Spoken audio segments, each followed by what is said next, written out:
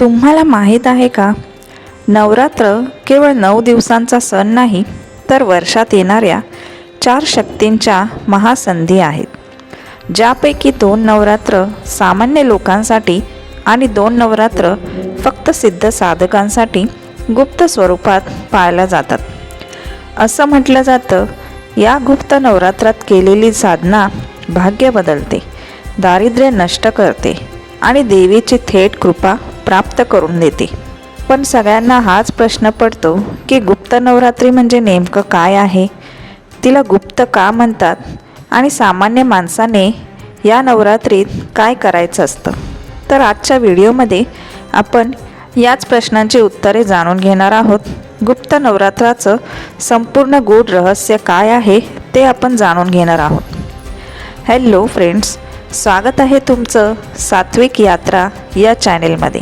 शास्त्रांच्या आधारावर पाहिलं तर वर्षात एकूण 4 नवरात्र सांगितले आहेत.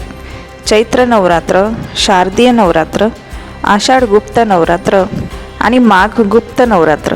यापैकी चैत्र आणि शारदीय नवरात्र मोठ्या उत्सवात सार्वजनिक पद्धतीने साजरी केली जातात.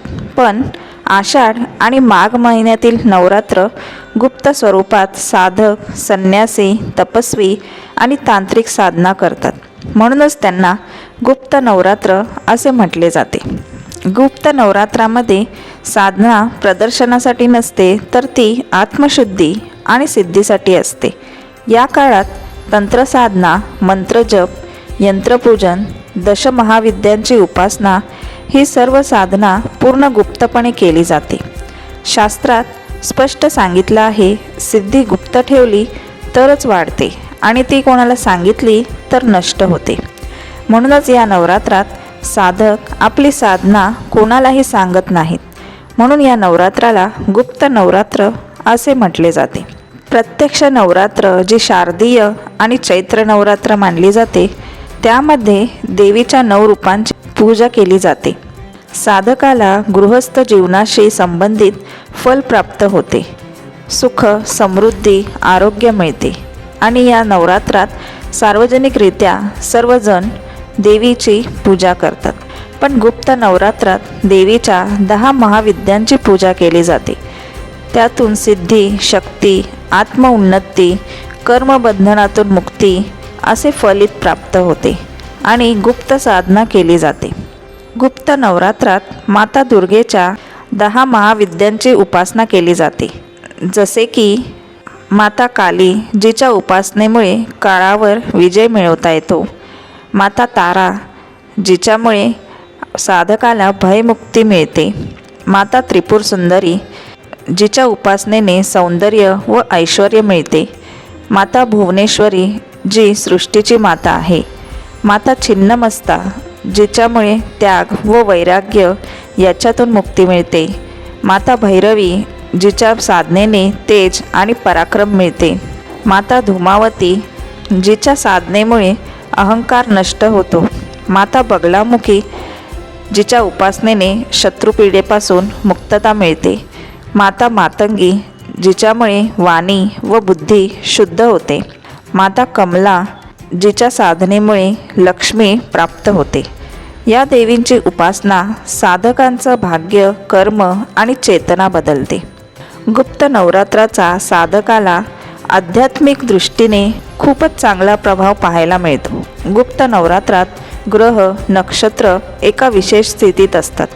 ऋतू परिवर्तन होत असतं. सूर्य, गुरु, शुक्र यांचे योग प्रभावी असतात. म्हणून या काळात केलेली साधना सहस्त्रपटीने फलदायी ठरते. शास्त्र सांगते, या काळात केलेली 1 माळ जप सामान्य दिवसांच्या 100 माळा इतकी फलदायी असते. पुराणांमध्ये गुप्त नवरात्रीची कथा सांगितली जाते. ती म्हणजे एक दुःखी स्त्री महर्षी शृंगी ऋषींच्या आश्रमात आली होती. ती महर्षींना म्हणाली, माझे पती दुर्व्यसनात अडकले आहेत. घरात सतत क्लेश आहे. मी देवीची कृपा कशी मिळवू? तेव्हा ऋषींनी सांगितलं, गुप्त नवरात्रात मौन, श्रद्धा आणि नियमांनी देवीची उपासना कर. त्या स्त्रीने गुप्त नवरात्रात साधना केली आणि काही काळातच तिचं घर सुखी झालं. तिचा पती सन्मार्गाला लागला आणि तिला दैवी कृपा अनुभवण्यास मिळाली. जर तुम्ही तांत्रिक नसाल तरीही गुप्त नवरात्रात तुम्ही दुर्गा सप्तशती पाठ करू शकता. ओम ऐं ह्रीं क्लीं चामुंडाय विच्चे या नावाचा जप करू शकता. सात्विक आहार आणि दीपदानही करू शकता. सामान्य भक्तांसाठी असे केल्यानेही देवीची कृपा मिळते. तर मित्रांनो, गुप्त नवरात्र हा केवळ विधी नाही, तो आत्मशुद्धीचा मार्ग आहे. जो श्रद्धेने साधना करतो त्याच्यावर देवीची कृपादृष्टी नक्की होते. तर हा गुप्त नवरात्रीचा आध्यात्मिक प्रवास तुम्हाला आवडला असेल तर एक लाईक नक्की करा आणि कमेंटमध्ये जय माता दी लिहायला विसरू नका. थँक्यू.